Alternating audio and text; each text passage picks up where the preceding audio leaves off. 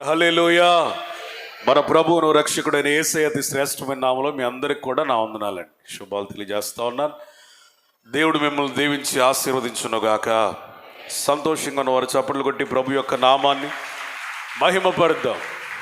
హల్లెలూయా. వాక్య ధ్యానం కొరకు 124వ కీర్తన మొదటి 3 చరణాలు నేను చదువుతాను, జాగ్రత్తగా చూడండి. వాక్య ధ్యానం నిమిత్తం 124 కీర్తన. ఇది దావీదు రచించినటువంటి కీర్తన. తన అనుభవాలలో నుండి పెళ్ళుబికిన కీర్తన, ఆవేదనలో నుండి సాక్ష్యరూపకంగా బయలు వెడలిన కీర్తన. 124 కీర్తన 521వ పేజీ. మనుష్యులు మన మీదకి లేచినప్పుడు యెహోవా మనకు తోడై ఉండని ఎడల, వారి ఆగ్రహము మన పైన రగులు కొరినప్పుడు యెహోవా మనకు తోడై ఉండని ఎడల, వారు మనలను ప్రాణముతోనే మృంగివేసి ఉందురు. దానికి ముగింపు ఏంటంటే, అయితే భూమి ఆకాశములను సృజించిన యెహోవా నామము వలననే మనకు సహాయము కలుగుచున్నది. ఆమేన్. Praise the lord. Praise the lord. మనుషులు మనిషి జీవితంలో, సమాజం ఒక క్రైస్తవుని జీవితంలో ఎంత ప్రమాదకరమైందో, పరిస్థితులు ఎంత ప్రమాదకరమైనవో, మనకే తెలియని ప్రమాదాలలో నుండి మనం ఏ విధంగా బయటకు వస్తున్నామో తెలియజేసే కీర్తన.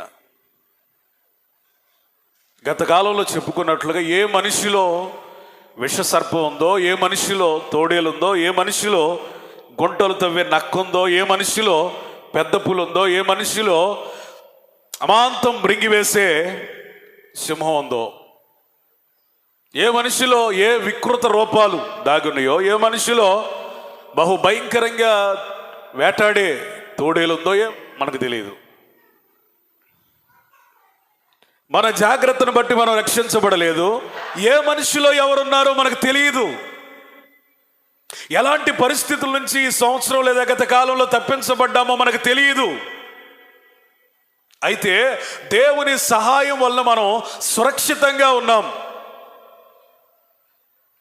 ఇన్ని ప్రమాదాలలో, ఇన్ని పరిస్థితులలో, ఇన్ని మోసపూరితమైన కార్యాలలో, ఇంత భయంకరమైన గత కాలములో మనల్ని విడిపించింది ఏంటంటే దేవుని సహాయం. ఆశ్చర్యకరమైన దేవుని బాహు, అదృశ్యమైన ఆయన హస్తం. మీకు తెలుసో లేదో, మీకు తెలియకుండానే మీ శరీరంలో ఒక రోగం ఉంది, అది మిమ్మల్ని కబళించి వేయాల్సి ఉంది. కానీ యేసు రక్తం మిమ్మల్ని మీకు తెలియకుండానే స్వస్థపరిచింది. మీకు తెలుసో లేదో, వేగంగా వస్తున్న ఒక కారు మిమ్మల్ని ఎప్పుడో ఢీ కొనాలి, కానీ అది వెంట్రుక వాసిలో తప్పిపోయి మీరు సజీవులుగా ఈ క్షణం అన్నారు. కొన్ని ప్రమాదాలు మనకు తెలుసు, కొన్ని ప్రమాదాలు మనకు తెలియవు.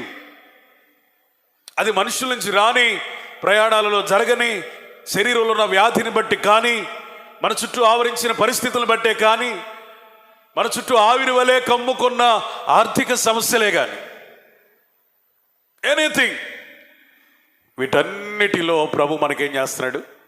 సహాయం చేస్తున్నాడు. అబ్రహాము జీవితంలో మనుషులు ఏ విధంగా దాడి చేశారు, దేవుడు ఏ విధంగా తప్పించాడో నేర్చుకున్నాం. ఇస్సాకు జీవితంలో కూడా మనుషులు ఏ విధంగా దాడి చేశారో, కానీ ఆ మనుషుల మధ్యలో ఏ విధంగా క్రమక్రమముగా అభివృద్ధి పరిచాడో, విస్తరింపజేశాడో, శత్రువుల మిత్రులయ్యేటట్లుగా మార్చాడో నేర్చుకున్నాం. ఈ పూట యాకోబు జీవితంలో మనుషులు దాడి చేశారు. ఎవరి జీవితంలో చెప్పాలి? మంచిగా చెప్పాలి. Praise the Lord. యాకోబు జీవితంలోట మనుష్యుల దాడి. యాకోబు నైజం ఏంటయ్యా అంటే, చిన్నప్పటి నుంచి కూడా నాది నాకే కావాలి, రెండు కావాలి, శ్రేష్టమైంది కావాలి, నేనే గొప్పనిగా ఉండాలి, నేనే పైవానిగా ఉండాలి, అంత నాదే పెత్తనంగా ఉండాలి, నాదే పై చేయిగా ఉండాలి, దీవెనలన్నీ నావే అవ్వాలి, ఇక ఎవడు దీవించబడడానికి వీలు లేదు. ఇలాంటి ఒక స్వార్థపూరితమైన శరీర సంబంధమైన పోటీతత్వం. నిజమే, ఆ పోటీతత్వం అనేది పుట్టి పెరిగి వచ్చిన తర్వాత బుద్ధి కాదండి. తల్లి గర్భంలో ఉండగానే తన అన్న యొక్క మడిమను పట్టుకున్నాడు. ఎందుకు? మా అన్నయ్య కంటే నేనే ఈ లోకంలోనికి ముందుకు రావాలి, నేనే పెద్దోడిగా ఉండాలి, జ్యేష్ఠునిగా నేనే ఉండాలని ఎప్పటి నుంచి పోరాటమో తెలుసా? తల్లి గర్భంలో ఉండగానే పోరాటం. అందుకని అతనికి పేరు యాకోబు. యాకోబు అంటే అర్థం ఏంటంటే మడిమ పట్టుకునేవాడు, ఎవరిని ముందుకెళ్ళనీయుడు, తాను మాత్రమే ముందుకు వెళ్ళడానికి శత విధాలా ప్రయత్నించేవాడు, తనకంటే ముందు ఎవడు ఉండడానికి ఇష్టపడడు, అన్నిటికంటే అతనే పైవానిగా ఉండాలి, ఎవరికి అవకాశం ఇవ్వడు, తనే గొప్పవాడు అవ్వాలి, తనే దీవించబడాలి, తనే జ్యేష్ఠునిగా ఉండాలి. నేనే సెల్ఫ్ సెంటర్డ్ మ్యాన్, స్వయం కేంద్రితమైన ఒక మానవుడు. నిజమే, యాకోబులో బోలెడని లోపాలు ఉన్నాయి. అబద్ధాలు చెప్పి మోసం చేసి ఇతడు జ్యేష్ఠుడిగా మారాడు. తండ్రి చేత దీవించబడి అన్నకి దీవెనలు లేకుండా చేశాడు. ఈ దీవెనలు ఏమన్నా శాంతినిచ్చాయా, సమాధానాన్ని ఇచ్చాయా, ఆనందాన్ని ఇచ్చాయా, నిజమైన ఆశీర్వాదంగా అనిపించాయంటే లేదు. నిజమైన దీవెన మనకి ప్రశాంతమైన నిద్రనిస్తుంది, నిజమైన ఆశీర్వాదం మనకి నెమ్మదినిస్తుంది. దేవుని చేత ఒక వ్యక్తి దీవించబడితే మనుషులు ఎదుట చాలా ధైర్యంగా ఉంటాడు. బైబిల్లో ఒక మాట ఉంది, నీతిమంతుడు సింహం వలె ధైర్యంగా ఉంటాడు. సింహం ఎప్పుడు భయపడదు. కారణం ఏంటంటే అదంతే, దాని వైఖరి అంతే. క్రైస్తవుడు కూడా ఎప్పుడు భయపడని జీవితాన్ని జీవిస్తాడయ్యా అంటే అతనిలో ఏ లోపం లేనప్పుడు, ఏ బలహీనత లేనప్పుడు, ఏ తప్పు లేనప్పుడు, నిజముగా దేవుని చేత ఆశీర్వదించబడినప్పుడు ఎవరికి భయపడ్డు. కానీ పేరుకు జ్యేష్ఠుడు, పేరుకే దీవించబడినవాడు, కానీ ఇతనికి నెమ్మది లేదు, శాంతి లేదు, సొంత ఇంటిలో ఉండే పరిస్థితి లేదు. అందుకని తల్లిదండ్రుల యొక్క సలహా మేరకు తన ప్రాణాన్ని అరచేతుల్లో పెట్టుకొని బ్రతుకు జీవుడా అంటూ మామ ఇంటి వైపుకు పరుగులు తీశాడు. ఈ మామ ఇంటి వైపుకు పరుగులు తీసి ఒకటి కాదు, రెండు కాదు, ఏకంగా 20 సంవత్సరాలు తలదాచుకున్నాడు. ఈ 20 సంవత్సరాల్లో పెళ్ళిళ్ళు చేసుకున్నాడు, 2 భార్యలను సంపాదించుకున్నాడు, ఏమంటే పశు సంపదని సంపాదించుకున్నాడు, పనివారిని సంపాదించుకున్నాడు, తనకు ఒక బృందాన్ని, పరివారాన్ని సమకూర్చుకున్నాడు, తనకంటూ ఒక గుంపును తయారు చేసుకున్నాడు. ఎంతగా దీవించబడ్డాడు ఈ లోకపరంగా అయ్యా అంటే 2 గుంపులు అయ్యేటట్లుగా దీవించబడ్డాడు. 2 గుంపులు అయ్యేటట్లుగా దీవించబడ్డాడన్న ఆనందం ఆవిరిలాగా వెళ్ళిపోతూ ఉంది, కనుమరుగైపోతూ ఉంది. ఎందుకు? జ్యేష్ఠుడివే కదా, ఎందుకు తండ్రి చేత దీవించబడిన వాడివే కదా, ఎందుకు నువ్వు 2 గుంపులయ్యావు? ఒంటి చేతి కర్రతో యోర్దానును దాటిన నీవు ఇప్పుడు తండ్రి ఇంటికి వెళ్ళేటప్పుడు ఎట్లా మారావయ్యా అంటే 2 గుంపులుగా, 2 పరివారములుగా, 2 బృందాలను ప్రభు నీకు ఇచ్చాడు.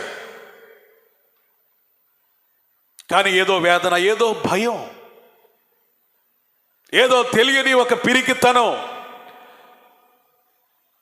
యాకోబు జీవితాన్ని ఆవరించింది. ఏంటో తెలుసా? యాకోబుకు ఒక వార్త వచ్చింది. ఏం వార్త అంటే 20 సంవత్సరాలు పైబడిన తన మీద కక్ష సాధింపు చర్యలతో యాకోబు మీదకి అన్నయ్య అయిన ఏశావు 400 మందిని వేసుకొని దొమ్మిగా వస్తున్నాడు. ఎందుకు? యాకోబు అనేవాడు ఈ భూమి మీద ఉండకుండా చేయాలి, యాకోబు అనేవాడి పేరు నేలమట్టం చేయాలి, యాకోబు అనేవాడి రూపురేఖలుగా కనపడకూడదు, వాడి ఉనికి ప్రశ్నార్థకంగా మారాలి.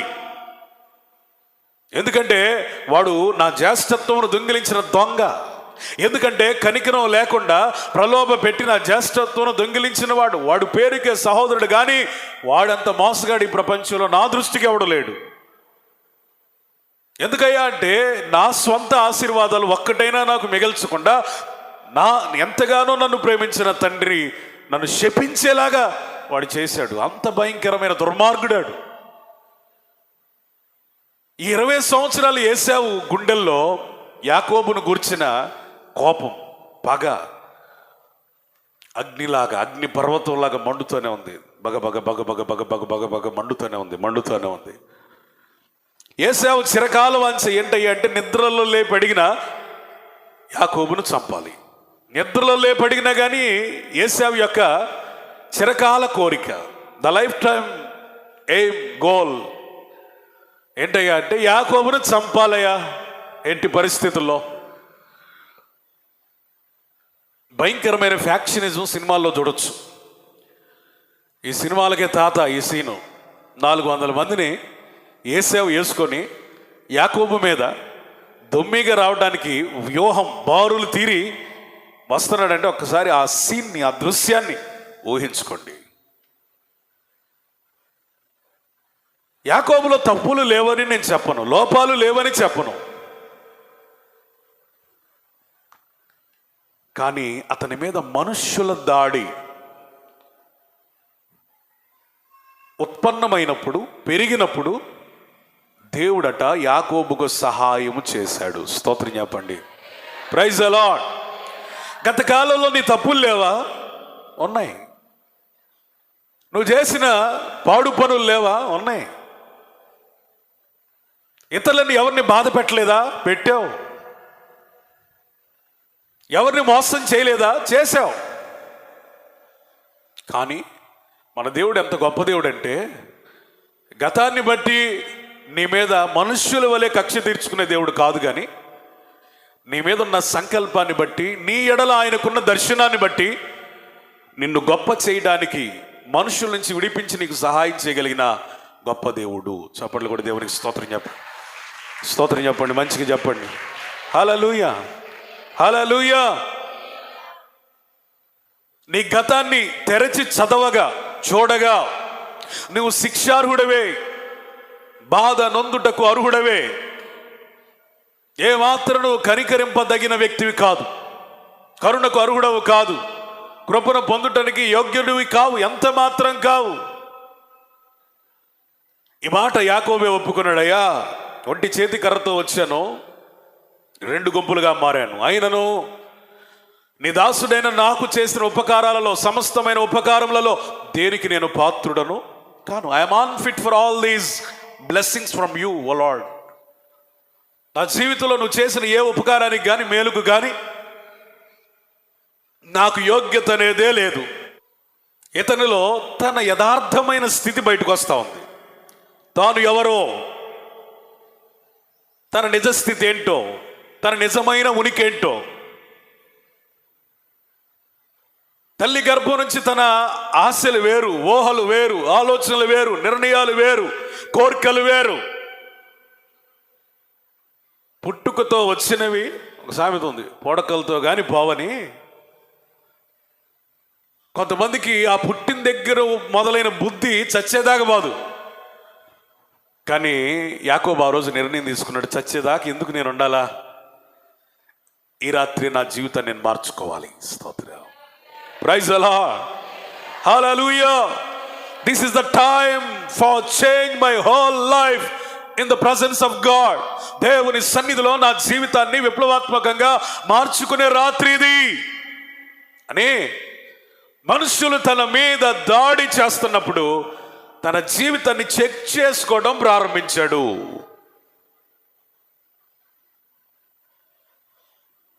నీ జీవితంలో మనుషుల దాడి పెరిగినప్పుడు ఫస్ట్ ఆఫ్ ఆల్ నువ్వు చేయాల్సింది ఏంటంటే చెక్ చేసుకో. నువ్వెవరివి, గతం ఎట్లా ఉంది, నువ్వు చేసిన పనులు ఏంటి, నువ్వు తీసుకున్న నిర్ణయాలు ఏంటి, నువ్వు సాగిన పయనాలు ఏంటి, నువ్వు వెళ్ళిన మార్గాలు ఏంటి, నువ్వు చవి చూసిన అనుభవాలు ఏంటి, నీ మాదిరి ఎట్లా ఉందని గతంలో ఒక్కసారి నువ్వు ఎట్లా ఉన్నావో. ఎందుకది? నువ్వు కృంగిపోవడానికి కాదు, కృతజ్ఞతా భావం పెళ్ళుబకటానికి. స్తోత్రం. కృంగిపోయి ఆత్మహత్య వైపు పరుగులు తీయడానికి కాదు, కృతజ్ఞతతో తిరిగి ఉప్పెనలాగా లేవాలని.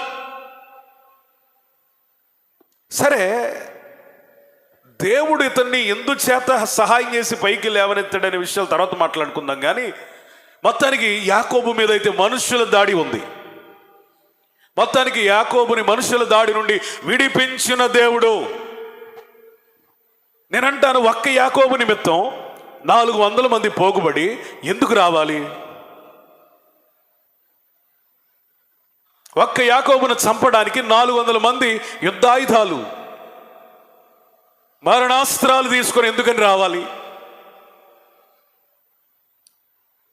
ఒకే ఒక యాకోబు, 400 మంది శత్రువులు. ఒక్క యాకోబును చంపడానికి 400 మంది. కొన్నిసార్లు నీ జీవితంలో నీ ఒక్కడి మీద 10 మంది పడతారు. కొన్నిసార్లు నీ కుటుంబం మీద 10-25 కుటుంబాలు శత్రువులుగా తయారవుతారు. కొన్నిసార్లు నువ్వు ఒక్కడవే అనేక మంది నీకు శత్రువులుగా పోగవుతారు. లోకమంతా ఏకమై నిన్ను ఏకాకిగా చేసి ప్రపంచమంతా ఒకవైపు, నీ ఒక్కడవే ఒకవైపు అన్నట్లుగా నిన్ను చిత్రీకరిస్తుంది. యాకోబు పరిస్థితి కూడా ఎట్లా ఉందంటే, ఒక్క యాకోబు కోసం 400 మంది బారులు తీరి వస్తా ఉన్నారు. కారణం ఏంటంటే, ఎట్టి పరిస్థితిలో చంపాలి చంపాలి చంపాలి. యాకోబు ఉనికి అనేది ఉండకూడదు. వాడు మరుగైపోవాలి, వాడి పేరు వినపడకూడదు, వాడి రూపం కనపడకూడదు, వాడు సమాధి అవ్వాలి.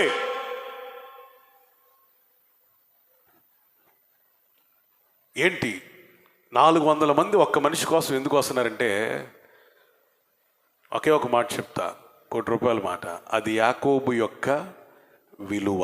చప్పట్లు కూడా దేవునికి స్తోత్రం చెప్పు. ప్రైజ్ ది లార్డ్, హల్లెలూయా. అది అతని విలువ.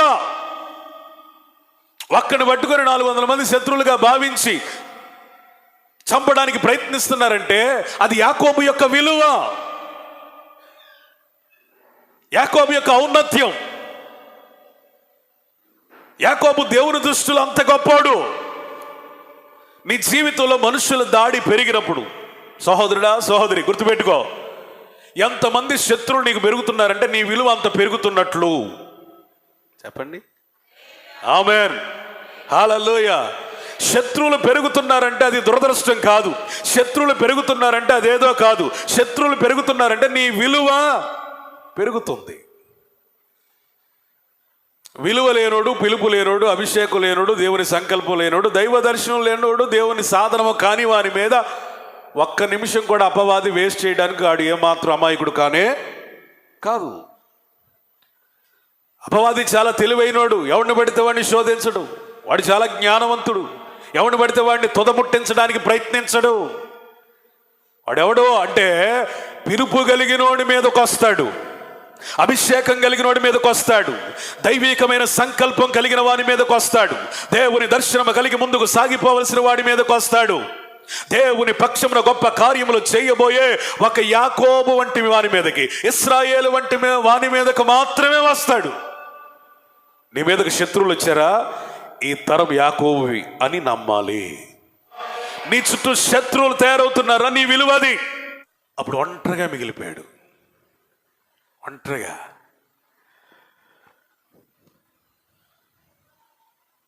కొన్నిసార్లు నీకు పిలుపున్నను, అభిషేకమున్నను, దేవుని దృష్టిలో నువ్వు గొప్ప వ్యక్తివి అయినను,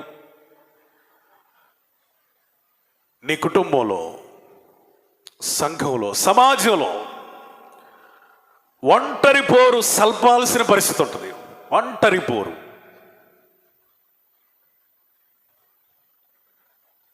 బైబిల్లో మీరు కనుక పరిశీలించి చదివితే, దేవుని పిలుపు కలిగిన వాడు ఏదో ఒక క్షణమున 0 నుంచే తన జీవితాన్ని ప్రారంభించాడు.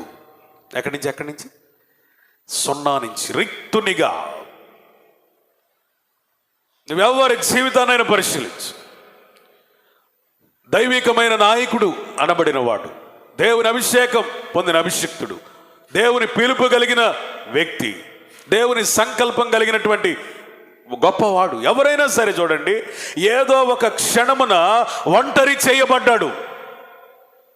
నీ జీవితంలో మనుషులు దొమ్మిగా వస్తున్నప్పుడు, నీతో పోరాడడానికి యత్నిస్తూ ఉన్నప్పుడు, నీతో యుద్ధం చేయడానికి ప్రయత్నిస్తున్నప్పుడు, నీ ఉనికిని ఏమాత్రం కూడా వాళ్ళు ఇష్టపడకుండా ఉంటున్నప్పుడు, లోకమంతా ఏకమై నిన్ను శత్రువుగా భావిస్తున్నప్పుడు నువ్వు గుర్తుపెట్టుకోవాలి,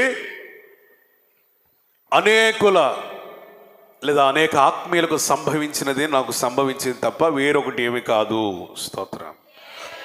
నేను ఆత్మీయ పోరాటంలోనే ఉన్నాను తప్ప కృంగిపోవాల్సిన పరిస్థితి లేదు. ఐ మీన్ స్పిరిచువల్ వార్ఫేర్, ఒక ఆత్మ సంబంధమైన యుద్ధంలో ఉన్నాను నేను. బైబిల్ మొత్తం మీరు చదవండి, క్రైస్తవ జీవితం అనేది ఒక యుద్ధం. ఏంటి? భర్తతో యుద్ధం, భార్యతో యుద్ధం, కుటుంబంతో యుద్ధం, సంఘంతో యుద్ధం, మనుషులతో యుద్ధం, పరిస్థితులతో యుద్ధం, అప్పులతో యుద్ధం, రోగాలతో యుద్ధం, కష్టాలతో యుద్ధం, విమర్శలతో యుద్ధం, శ్రమలతో యుద్ధం, అన్నిటితో యుద్ధమే. యుద్ధమే లేకపోతే వీరుడు ఎవడో ఎట్లా తెలిసింది? కష్టమే రాకపోతే నిరీక్షణకి అర్థం ఎట్లా వస్తుంది? చీకటే లేకపోతే వెలుగు ఒకటి ఉందని ఎలా గుర్తుంటుంది? నీకు కన్నీళ్లే రాకపోతే ఆదరించగలిగిన దేవుడు నీకు గుర్తుంటాడా?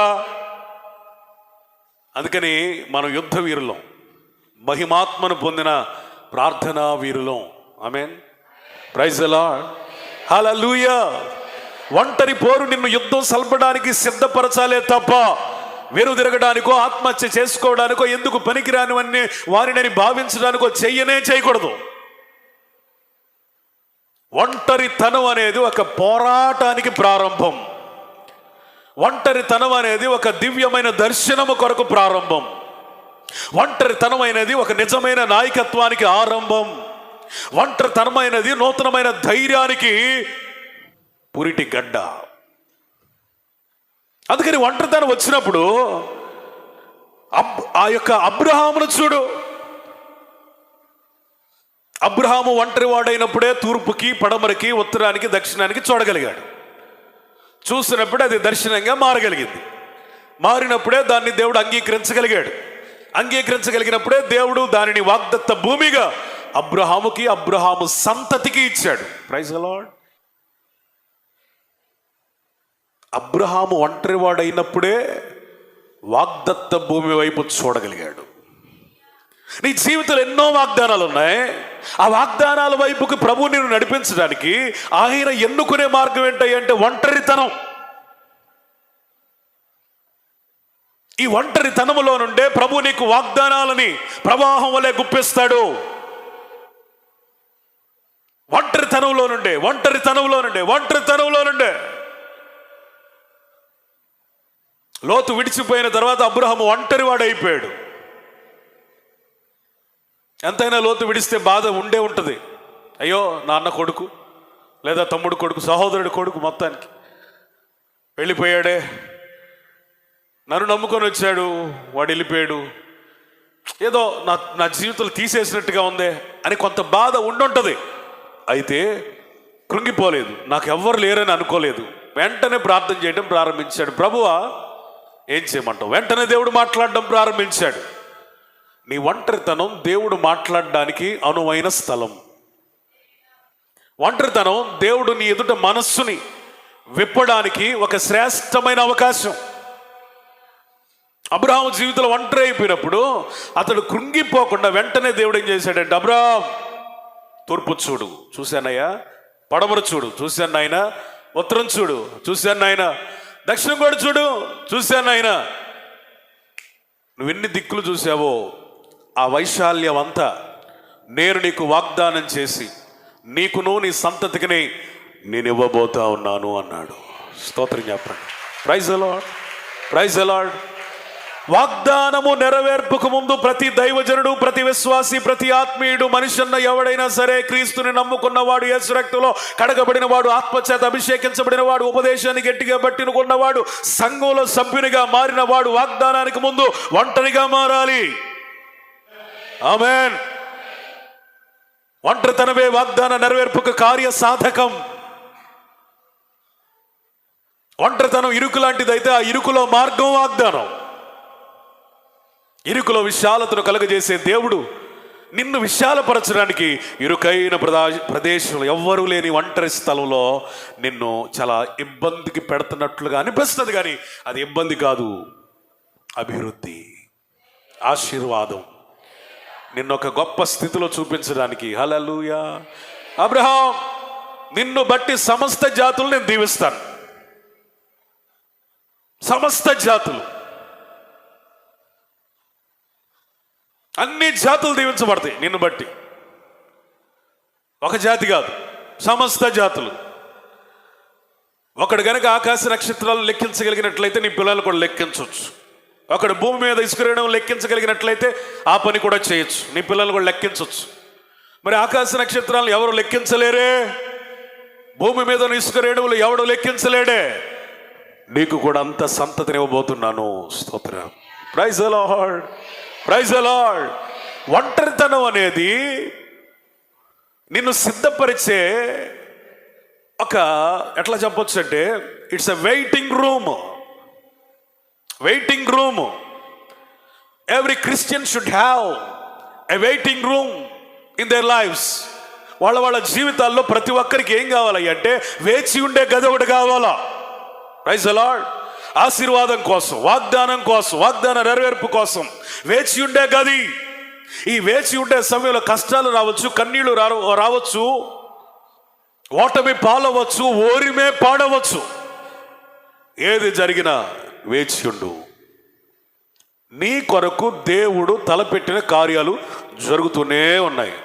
ఆమేన్. నీవు మర్చిపోయావేమో నీ వాగ్దాన విషయమై, ఆయన మర్చిపోడు. నువ్వు మర్చిపోయావేమో నీ విలువ, ఆయనకి నీ విలువ బాగా తెలుసు. నీ కష్టాలు, కన్నీళ్ళు నీ యొక్క విలువ తగ్గిపోయినట్లుగా నిన్ను అభిప్రాయపడేటట్లుగా చేస్తున్నాయేమో, కానీ ఆ కష్టాల మధ్యలో, కన్నీళ్ల మధ్యలో కూడా విలువైన వ్యక్తిగా నేను ప్రభు చేస్తాడు. Praise the lord. హల్లెలూయా, హల్లెలూయా. కాబట్టి ఒంటరితనం అనేది నిన్ను వాగ్దానాల ప్రయాణంలో నడిపించడానికి తప్ప, అబ్రహాము వలె విస్తరింపజేయడానికి తప్ప నిన్ను దేవుడు వదిలిపెట్టలేదు. నా దేవుడు నిన్ను విడువడు, ఎడబాయుడు. ఎప్పటి వరకు ఉంటాడో తెలుసా? యుగ సమాప్తి వరకు. ఏంటి? యుగ సమాప్తి వరకు. దేవునికి స్తోత్రం చెప్పండి. Praise the Lord. యుగ సమాప్తి వరకే. మనుషులు కొంతకాలమే ఉంటారు మనతో, కానీ దేవుడు యుగ సమాప్తి వరకు. ఇలాంటి దేవుడు ఒంటరితన సమయంలో నిన్ను వదిలిపెట్టడు. ఎంత గొప్ప దేవుడికి ఒకసారి స్తోత్రం చెబుదామా? స్తోత్రం చెప్పండి.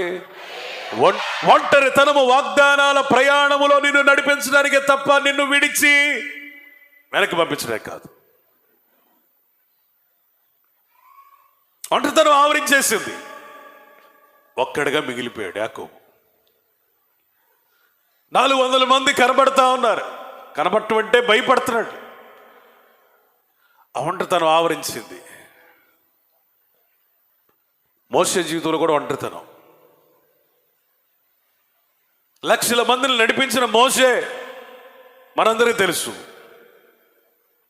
ఆ లక్షల మందిని నడిపించడానికి ముందు అతడు ఒంటరి వాడయ్యాడు అనేది ఎక్కువగా గుర్తుండదు. లక్షల ప్రజల్ని నడిపించగలగాలంటే కృప ఎక్కడి నుంచి వచ్చింది, దర్శనం ఎక్కడి నుంచి వచ్చింది, అతడు ప్రార్థనాపరుడు ఎట్లా అయ్యాడు, అతడు ఎట్లా సాత్వికుడయ్యాడు, అతడు ఎలా నమ్మకస్తుడయ్యాడు,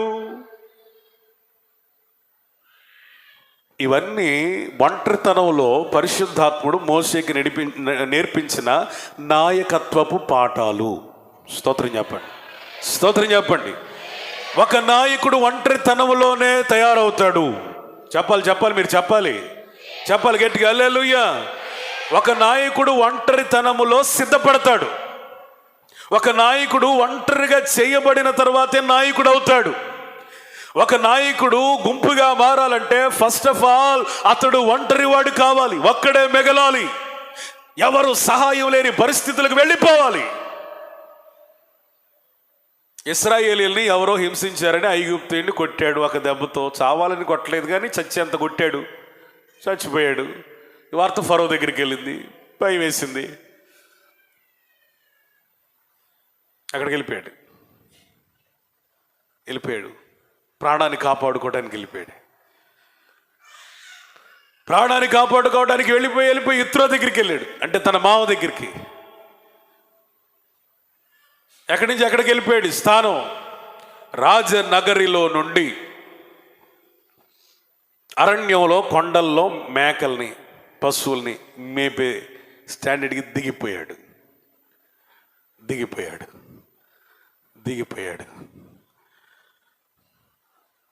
నువ్వు పైకి ఎగయాలంటే ఫస్ట్ దిగిపోవటంలో ఉన్న ఆ బాధ, ఆ అనుభవం, ఆవేదన, అస్పష్టత నీకు తెలియాలి.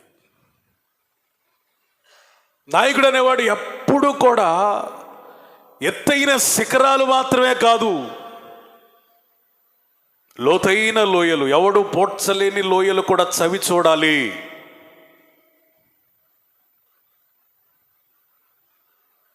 ఎత్తైన శిఖరాలు ఎక్కడానికి ముందు ప్రభు లోతైన లోయల్లోనికి నడిపిస్తాడు. ఉన్నతమైన పర్వతాలు ఎక్కించడానికి ముందు ఎవరు లేని లోయలలోనికి నడిపిస్తాడు.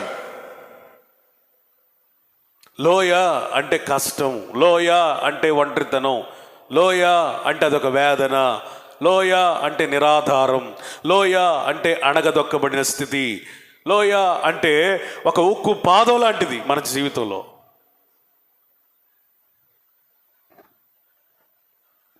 ఈ లోయ పరిస్థితులు మనం చవి చూసినప్పుడే పైకి ఎక్కాలి అనే రోషం, పౌరుషం, క్రీస్తులో ఎదగాలి అనే వైరాగ్యం కలిగిద్ది. అందుకని నేనేమంటానంటే ప్రతి లోయకు థ్యాంక్స్ చెప్పు, ఎందుకంటే ఇప్పుడున్న ప్రతి పర్వతానికి అదే కారణం. స్తోత్రం చెప్పండి. కష్టాల లోయ థ్యాంక్ యూ, కన్నీటి లోయ థ్యాంక్ యూ, ఆవేదనల లోయ థ్యాంక్ యూ, ఒంటరితనం అనే లోయ థ్యాంక్ యూ, విమర్శలనే లోయ థ్యాంక్ యూ, ప్రతిఘటన అనే లోయ, తిరుగుబాటు అనే లోయ, అసంతృప్తి అనే లోయ, మోసం, ఇవన్నీ లోయలు, ఇవన్నీ పాఠాలు. ఇవి మనం ఎంత అనుభవించగలిగితే ఉన్నత శిఖరాల్ని అంత వేగంగా అధిరోహించగలం. స్తోత్రం, ప్రైజ్ ది లార్డ్, హల్లెలూయా, హల్లెలూయా. లోయ అనుభవం కావాలా? ఎక్కడి నుంచి ఎక్కడికి ఒకసారి టప్ అని పడిపోయినట్లుగా తన జీవితం అనిపించింది. కానీ ఇది మోషేనేదో చిన్న చూపు దేవుడు చూసాడనేది కాదు, కానీ తన ప్రజలైన ఇశ్రాయేలీల్ని నడిపించడానికి ముందు అతడు కాపరి అంటే ఎట్లుండాలా, కాపరి అనేవాడు ఎట్లుండాలి, మందను ఎలా మేపాలి, ఇది తెలియాలంటే ఫస్ట్ శాంపిల్గా ట్రైనింగ్ పీరియడ్. ప్రజలను అప్పగించలా, ఏం అప్పగించాడు? పశువులను అప్పగించాడు, మేకలను అప్పగించాడు, గొర్రెలను అప్పగించాడు. ఇది నీకు అవమానంగా నువ్వు భావిస్తే రేపు అది నీకు దొరకదు.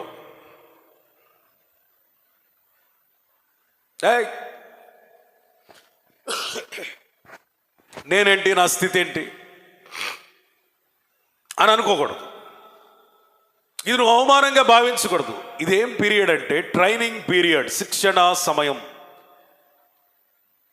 ఈ సమయంలో నువ్వు నేర్చుకోవాలి, కూర్చుకోవాలి, ఓర్చుకోవాలి. అర్థమైందా? It's a training period. దేవుడు ఏమేమి ఆలోచిస్తున్నాడో నీ జీవితంలో అవన్నీ నేర్పే సమయం అది. It's a training. ఒంటరితనం అనేది దైవికమైన శిక్షణ తరగతి, బడి, దేవుని ఒడి.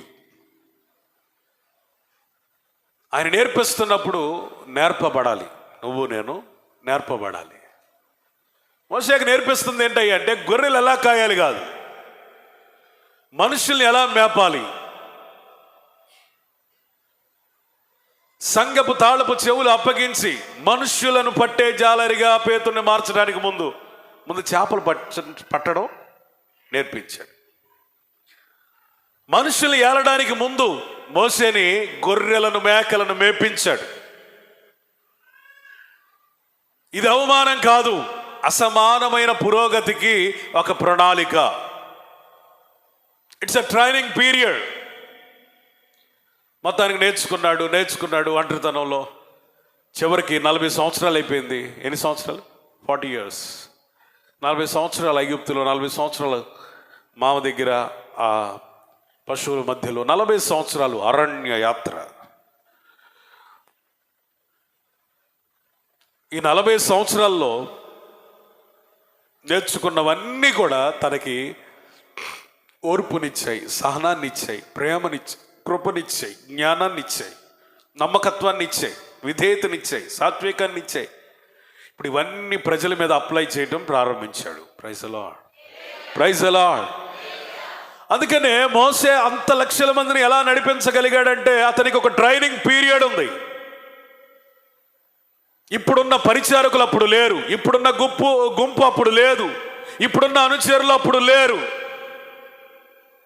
ఇప్పుడున్న మంది మార్బలం అప్పుడు లేదు, ఇప్పుడున్న శిష్యులు అప్పుడు లేరు, ఇప్పుడు జరిగిన అద్భుతాలు అప్పుడు జరగలేదు, ఇప్పుడున్న నాయకత్వ పటిమ అప్పుడు లేదు.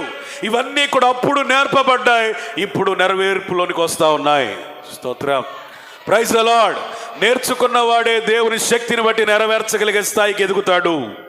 హల్లెలూయా, హల్లెలూయా. Let God make you learn. దేవుడు మిమ్మల్ని మీ జీవితంలో నేర్పించనివ్వండి. నాకు వచ్చు అనొద్దు, నాకు తెలుసులే అనొద్దు, నేను ఎంత జ్ఞానం సంపాదించాను తెలుసా ఐగుప్తులో అనొద్దు. అది తలకు సంబంధించింది. ఇది దేనికి సంబంధించింది? హృదయానికి. భాష నేర్చుకున్నాం, తల. నాయకత్వం నేర్చుకున్నాం, తల. కట్టడాలు కట్టే ఇంజనీర్వే, కళ. ఐగుప్తులో మంచి యుద్ధాలు నేర్చుకున్నావు, కళ. సకల విద్యల్లో ప్రావీణ్యుడివే, ఇవన్నీ దీనికి. ఇది అవసరం కాదని నేను అంటలా, నువ్వు ఇది ఇక్కడ కూడా రావాలి. Praise the Lord. మనం తల దగ్గర నుంచి హృదయం దగ్గరికి వస్తున్నామంటే తగ్గిపోతున్నట్లు కాదు, ఎదుగుతున్నట్లు. స్తోత్రం చెప్పండి. తలంపుల దగ్గర నుంచి ఎవడు తగ్గింపు దగ్గరికి వస్తున్నావంటే తగ్గిపోయామని కాదండి, ఆత్మీయతలు ఎదుగుతున్నామని. నువ్వు ఎదగాలంటే ఖచ్చితంగా వదగాల్సిందే. వదగటం అంటే తగ్గటమే. అన్ని విషయాలు తగ్గిస్తాడు ప్రభు. ఎర్ర సముద్రం పాయలైంది. స్తోత్రం, హల్లెలూయా, హల్లెలూయా. మన్నా కురిపించబడింది, పూరేళ్లు రప్పించబడ్డాయి, బండ నుండి నీళ్లు వచ్చాయి, దేవుని చేతి కర్ర ద్వారా అద్భుతాలు జరిగాయి. Praise the lord, praise the lord, హల్లెలూయా. ఇవన్నీ నేర్చుకుంటేనే దేవుడు మహిమ కలిగిన పరిచర్యని మోషేకి అప్పగించాడు. దేవునికి స్తోత్రం చెప్పండి. యాకోబుకి ఒంటరితనం ఆవరించింది. ఇట్లా చెప్పాలంటే బైబిల్లో ఉన్న ఒంటరితనం అనుభవించిన వాళ్ళందరి గురించి చెప్పాలా.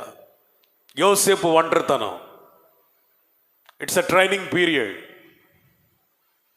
ఫలించడి కొమ్మగా మారటానికి ముందు, ఐగుప్తు అధిష్టానం ఎక్కడానికి ముందు, అన్యుల మధ్యలో అందలం ఎక్కడానికి ముందు యోసేపు నిందించబడాలి, యోసేపు ఒంటరిగా మారాలి, యోసేపు చెరలో వేయబడాలి, యోసేపు కష్టాల గుండా వెళ్ళాలి.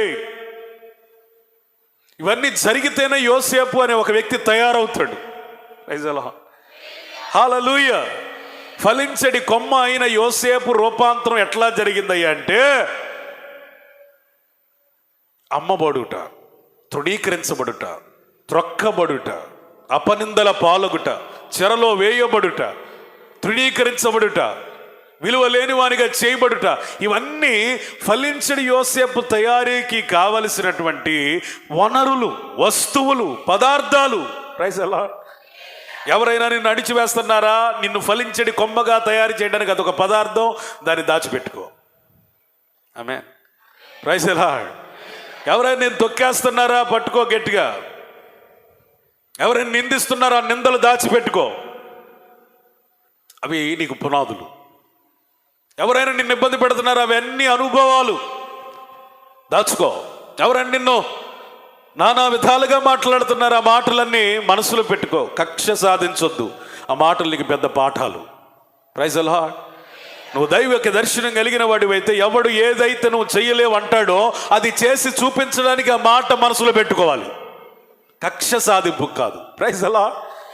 నువ్వు చెయ్యలేవు అంటే ఆ మాట మనసులో పెట్టుకో. ఎందుకో తెలుసా, చెయ్యలేవు అన్నవాడే నీలాగా సమర్థవంతంగా ఎవడు చెయ్యలేడు అన్నట్లుగా సాక్ష్యం ఇవ్వగలగడానికి మనసులో మాట పెట్టుకో. Praise the Lord. మనసులో ఉంచుకో, నువ్వు మళ్ళీ కనబడతావు. Praise the Lord. మనసులో ఉంచుకో, మళ్ళీ హెచ్చించబడతావు. హల్లెలూయా. మనసులో ఉంచుకో, మళ్ళీ దీవిస్తాడు ప్రభు. హల్లెలూయా. నీ మనసులో పెట్టుకో, ప్రభు నిన్ను కట్టబోతున్నాడు. హల్లెలూయా. ప్రయాస పడి గాలి వాన చేత కొట్టబడిన దానా, నేను నీలాంజనముతో తిరిగి నిన్ను మళ్ళీ కట్టబోతా ఉన్నాను. చప్పట్లు కొట్టి దేవునికి స్తోత్రం చెప్పండి. హల్లెలూయా. ఈ గాలి నిన్ను పడద్రోయడానికి కాదే, ఈ ఇబ్బంది నిన్ను పడద్రోయడానికి కాదే, ఈ సమస్యలు, ఈ నిందలు, ఇబ్బందులు నిన్ను కనుమరుగు చేయడానికి కాదే, దేవుని కనికరము దిగి రావడానికి. ఆమేన్. మీకు విషయం చెప్పనా, సమస్యలు అనుభవించే వాళ్ళ మీద దేవుని కనికరం ఎక్కువ ఉంటుంది. Praise the Lord. For example, నీకు 2 కొడుకులు ఉన్నారండి. ఒక కొడుకు ఆరోగ్యవంతుడండి, ఇంకొకడు అనారోగ్యవంతుడండి. నీ ఫోకస్ అంతా ఫస్ట్ కొడుకు మీద ఉంటుందా, రెండో కొడుకు మీద ఉంటుందా? ఆ రోగంతో ఉన్న రెండో కొడుకు మీద ప్రాణం లాగుతూ ఉంటుంది. ఎట్లున్నావురా, ఏంట్రా, బాగుందా నీ ఆరోగ్యం? పెద్దోడా, వాడిదే ఉందిలే, ఎక్కడున్నా బతుకుతాడు. ఈ చిన్నోడిదే నాకు సమస్య. ఎవరు బలహీనులో వారి మీదకి కృప దిగి వస్తుంది. ఎవరు నిస్సహాయులో వారికే సహాయం వస్తుంది. ఎవరైతే తృణీకరించబడ్డారో వారినే ప్రభు లేపడానికి ప్రయత్నిస్తాడు. ఎవరైతే అణచివేయబడతా ఉన్నారో వారిని అధిగమించే వారిగా చేస్తాడు. ఎవరైతే మనుషులలో తీసివేయబడతారో వారిని తీసి ప్రత్యేకపరుస్తాడు. ఎవరైతే వేదన పుత్రులుగా ఉంటారో వారినే సహోదరులలో గొప్పవారిగా చేస్తాడు. Praise the Lord. నీకు ఇలాంటి పరిస్థితులు వచ్చినాయి అంటే దేవుని కనికరము నీ మీద దిగి రావడానికే తప్ప నువ్వు గాలి వానికి చెదిరిపోవడానికి కానే కాదు. స్తోత్రం చెప్పండి. హల్లెలూయా. ఏమండి, ఒక్కడేంటండి, బైబిల్లో ఉన్న వాళ్ళందరూ ఒంటరి అయిపోయిన వాళ్ళు. గిద్యోను ఒంటరి కాదా? న్యాయాధిపతిగా ఉండి ప్రజలను ఏలాల్సిన వాడు ఒంటరిగా ఏ పనిలో పడ్డాడయ్యా అంటే కుటుంబ పోషణ పనిలో పడ్డాడు. నేను, నా భార్య, నా పిల్లలు. నేను, నా భార్య, నా పిల్లలు. దేవుడు మాట్లాడుతున్నాడు, పరాక్రమము కలిగిన బలాఢ్యుడా, నన్ను నేనే రక్షించుకోలేని పరిస్థితుల్లో ఈ పిలుపు అవసరం అదేవా? నన్ను విక్రయిస్తున్నావు కదా, మరింత బాధపడుస్తున్నావయ్యా నువ్వు. తన పరిస్థితులను బట్టి గిద్యోను మాట్లాడుతున్నాడు. తర్వాత ఏం జరుగుతుందో దాన్ని బట్టి దేవుడు మాట్లాడుతున్నాడు. ఆమేన్. ప్రస్తుత పరిస్థితులను బట్టి గిద్యోను మాట్లాడి, ప్రభువా ఏంటిది అన్నాడు. కానీ తర్వాత పరిస్థితిని బట్టి దేవుడు మాట్లాడి అతన్ని ధైర్యపరుస్తున్నాడు. పరాక్రమము కలిగిన బలాఢ్యుడా. వచ్చారా 10,000 మంది ఉన్నారా గిద్యోను దగ్గర? లేరు. No one can help Gideon. ఎవ్వరు లేరు, ఒంటరిగా ఉన్నాడు. ఆ ఒంటరితనం కూడా ఎట్లాంటిదంటే మరుగై గానుగ చాటున, అంటే శత్రువు కనబడితే ఎక్కడ నా ప్రాణం పోద్దని భయంలో బిక్కుమంట ఒంటరితనాన్ని అనుభవిస్తూ కడుపు నింపుకునే ప్రయత్నంలో ఉన్నాడు. నువ్వు కడుపు నింపుకునే ఒక అల్పజీవి కాదు, అనేక మంది ప్రాణాలను కాపాడే నాయకుడివి. హల్లెలూయా. మిద్యానీయులను నీ చేతికి అప్పగించబోతా ఉన్నాను. హల్లెలూయా, హల్లెలూయా. ఒంటరితనం అనగా దైవ దర్శనమునకు అనువైన స్థలం. ఒంటరితనం అంటే దేవుని వాక్యం ప్రత్యక్షమయ్యే స్థలం. ఒంటరి స్థలం అనగా దేవుడు నిన్ను ధైర్యపరిచే గడియ. Praise the lord. హల్లెలూయా, హల్లెలూయా. దేవుడు ఎవరిని ఎప్పుడు ధైర్యపరిచినా మీరు గమనించండి, వారు ఒంటరిగా ఉన్నప్పుడు. Praise the lord. ఒంటరిగా ఉన్నప్పుడు ధైర్యపరిచాడు. నీ ఒంటరితనం నీకు సంతోషంగా మార్చబడును గాక. ఎందుకంటే అది దేవుడు మాట్లాడే సమయం. ధైర్యం తెచ్చుకున్నాడు. విస్తారమైన ప్రజలు వచ్చారు కానీ, 10,000 మంది వచ్చారు కానీ దేవుడు వాళ్ళని ఏం పట్టించుకోలేదు. కేవలం 300 మంది చేత. ఆ 300 మంది కూడా పెద్ద పెద్ద ఖడ్గాలు ఏమైనా తీసుకున్నారా? యుద్ధాయుధాలు ఏమైనా తీసుకున్నారా? బల్లేలు ఏమైనా తీసుకున్నారా? డాళ్ళు ఏమైనా పట్టుకున్నారా? ఏం లేదు. కొండ 2, బోరా 3, దివిటి. Praise the lord, praise the lord. ఓటి కొండ కానీ ఆ శబ్దం శత్రువులు భయపెట్టింది. స్తోత్రం చెప్పండి. నీలో బలహీనతలు ఉన్నాయి, కానీ ప్రభు నిన్ను అభిషేకిస్తే నువ్వు శత్రువులను భయపెట్టగలవు. హల్లెలూయా. ఈ రోజు ఉండి రేపు పగిలిపోయే ఓటికొండ వంటి అశాశ్వతమైన జీవితమే కానీ నీ బ్రతుకు ద్వారానైనా మరణము ద్వారానైనా ప్రజలకు మేలు చేస్తావు, శత్రువుకి కీడు చేస్తావు. హల్లెలూయా. నువ్వు ఓటికొండవే, కానీ నిన్ను ప్రభు ఉన్నాడు. బలహీనుడవే, కానీ ప్రభు నిన్ను బలపరచబోతా ఉన్నాడు. నీలో లోపాలు ఉన్నాయి, కానీ ప్రభు అభిషేకించి లోపాలను తీసివేసి ఆ లోపాలను బలములుగా మార్చి అపవాదిని భయపెట్టే సాధనంగా చేయబోతా ఉన్నాడు. స్తోత్రం చెప్పండి. మట్టి కొండలో మహిమాత్మను నింపగలిగిన గొప్ప దేవుడు నీ దేవుడు. నీలో ఉన్నవాడు లోకంలో ఉన్నవాని కంటే గొప్పవాడు. మట్టి కొండలో ఏముందయ్య అంటే దేవుని మహిమ ఉంది. స్తోత్రం చెప్పండి. Praise the Lord. ఖాళీ కొండలో ఖాళీ పాత్రలో ఏముందయ్య అంటే దేవుని మహిమ ఉంది. హల్లెలూయా. ఖాళీ పాత్రలు నూనె చేత నింపబడలేదా? ఖాళీ తొట్టెలు పిండి చేత నింపబడలేదా?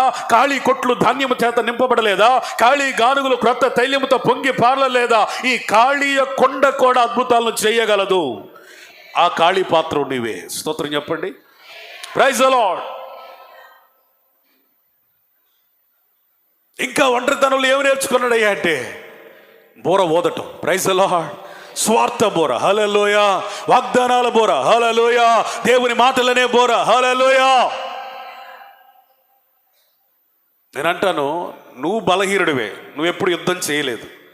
వాస్తవానికి నీ కుటుంబాన్ని బ్రతికించుకోవటమే నీకు చేత కాదు. పరిస్థితులు ఏమి సమ్మతించట్లేదు.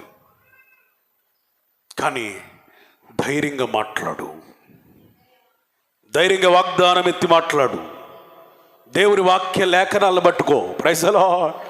హల్లెలూయా. నీ మాటలు బలహీనమైనవే, కానీ అపవాదిని భయపెట్టే మాటలు ఈ మాటలు. స్తోత్రం చెప్పండి. స్తోత్రం చెప్పండి. అపవాది నేనంటే ఏంటో తెలుసా అంటే మాకు బాగా తెలుసులేరా అంటాడు. నువ్వు ఇది పట్టుకో, నాలో ఉన్నవాడు లోకంలో ఉన్నవానికంటే, అంటే నువ్వేరా అరే సైతాన్గా, నాలో ఉన్నవాడు నీకంటే గొప్పోడు. స్తోత్రం చెప్పండి. హల్లెలూయా. దేవుని వాగ్దానాలు వాడు, దేవుని మాటలు వాడు. అభిషేకించబడిన ఆయన ప్రతి మాటను సందర్భోచితంగా మాట్లాడడం ప్రారంభించు. అదే ఒక బోర శబ్దం, యుద్ధ నాదం. హల్లెలూయా. సింహ స్వప్నం. శత్రువుని భయపెట్టేది దేవుని వాక్యం. ఆమె మూడోది అగ్ని. నీ మీద ఉన్న, నీలో ఉన్న అగ్ని, ఆత్మాగ్ని, ఆత్మాభిషేకం, పరిశుద్ధాత్మ అనుభవాలు. స్తోత్రం చెప్పండి. ఓటి కొండవే అయినా నీలో గనక అభిషేకం ఉంటే ఖచ్చితంగా ప్రభు కార్యాలు చేస్తాడు. ఆ అభిషేకమే నిన్ను బ్రతికిస్తుంది. అభిషేకమే నిన్ను నాయకునిగా చేస్తుంది. అభిషేకమే నువ్వు బ్రతుకుతూ అనేకులు బ్రతికించేటట్లుగా చేస్తుంది. అభిషేకమే నేను ధైర్యపరుస్తుంది. ఆ అభిషేకమే విజయం ఇస్తుంది. ఆ అభిషేకమే శత్రువుకి భయమును కలుగజేస్తుంది. ఇప్పుడు ఈ తరములో ప్రతి ఒక్కడికి ఏం కావాలంటే అభిషేకం. స్తోత్రం చెప్పండి. సుడిగాలిలోనైనా జడివానలోనైనా ఆయన వెలిగించి నీలో ఉంచిన ఆత్మ ఆరిపోయే ఆత్మ కాదు, మండుచు ప్రకాశించే ఆత్మ, శత్రుని భయపెట్టే అభిషేకం. పరిశుద్ధాత్ముడు నీ లోపల ఉంటే నువ్వు బలమైన కార్యాలు చేస్తావు. ఆయన నీ లోపల లేకపోతే చిన్నదానికి కూడా భయపడతావు. You need Holy Spirit in every time everywhere. ఎక్కడికి వెళ్ళినా, ఏ సమయం ఉందైనా పరిశుద్ధాత్మ సహాయం, సన్నిధి, ప్రకాశం నీ మీద ఉదయించాలి. స్తోత్రం చెప్పండి. హల్లెలూయా. లెమ్మో తేజరిలమో యెహోవా మహిమ నీ మీద ఉదయించింది. ఆమేన్. ఉదయించింది. హల్లెలూయా. చెప్పండి, పక్కన వాళ్ళకి షేక్ అండి చెప్పండి, నీ మీద దేవుని వెలుగు ఉంది. చెప్పండి చెప్పండి.